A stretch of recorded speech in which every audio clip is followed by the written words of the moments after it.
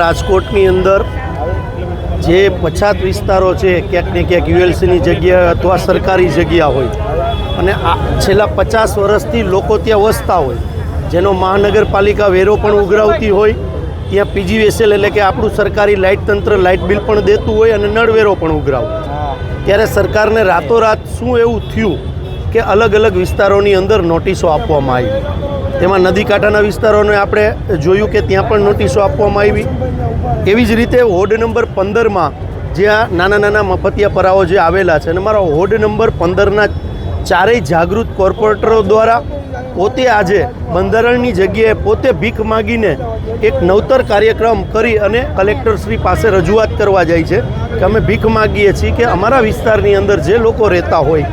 એ લોકોને રેગ્યુલાઇઝ જે સરકારી નિયમ પ્રમાણે થતું હોય એ પ્રમાણે કરી દે. પણ હું આપના માધ્યમથી કહેવા માગું છું આ ભારતીય જનતા પાર્ટીની આંધળી અને બેરી સરકારને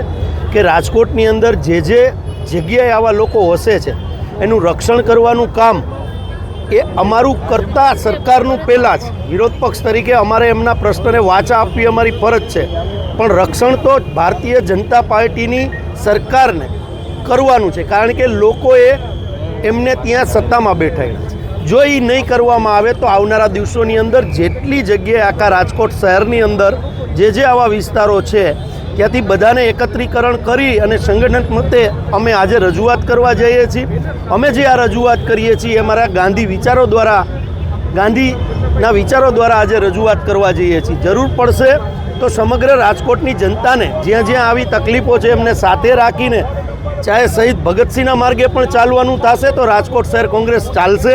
કારણ કે આપના માધ્યમથી કહેવા જાઉં છું કે નરેન્દ્ર મોદી જ્યારે અહીંયા આવે છે ત્યારે